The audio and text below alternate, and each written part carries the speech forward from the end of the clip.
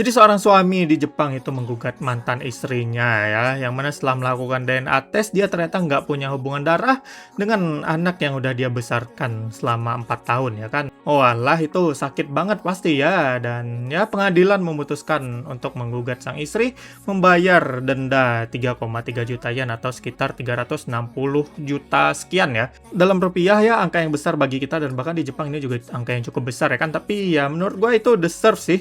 Karena atas apa yang dilakukan mantan istrinya ya kan, malah selingkuh gitu dan membiarkan suaminya atau mantan suami yang membesarkan anak dari selingkuhan dia itu. Dan ya yang sangat menyedihkan adalah di Jepang bahkan pada level ini itu udah kasus yang cukup normal ya. Meskipun menggugat mantan istrinya itu, sang suami tetap memutuskan untuk membesarkan anak tersebut ya, dan tetap menyayanginya lah gitu sebagai anaknya sendiri ya, walaupun dia nggak ada hubungan darah sama sekali ya kan dengan itu anak. Tapi ya itu adalah pilihan yang dia pilih, karena pada akhirnya anak-anak emang nggak punya salah apa-apa ya. Tapi ada juga yang berpendapat kalau sikap sang pria seperti ini yang tetap pengen membesarkan anaknya ini yang menjadi masalah sebenarnya ya.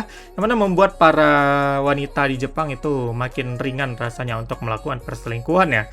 Karena memang secara data harus diakui kalau yang lebih banyak selingkuh di Jepang itu bagian istri ya, atau wanita gitu. Jadi ya ini gimana ya, kita sering dengar kalau di Jepang tuh NTR tuh adalah hal yang udah lumrah, tapi faktanya seperti itu ya.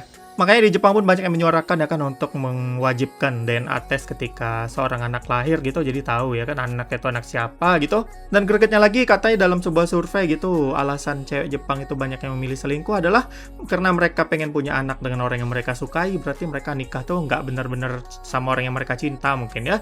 Dan bahkan ada alasan konyol seperti mereka pengen anaknya punya gen yang unggul ya. Ini yang paling gua nggak habis pikir sih. Dia nganggap gen suaminya rendahan, sementara pria random yang selingkuh dengan dia itu dia sebut unggul ya kan, yang bahkan nggak punya rasa tanggung jawab untuk membesarkan anaknya sendiri.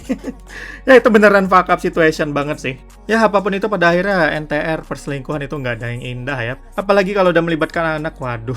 Heran juga orang kok malah masih banyak gitu yang suka baca dojin atau cerita NTR itu. Gimana sih sebenarnya akal sehatnya? Gimana menurut kalian?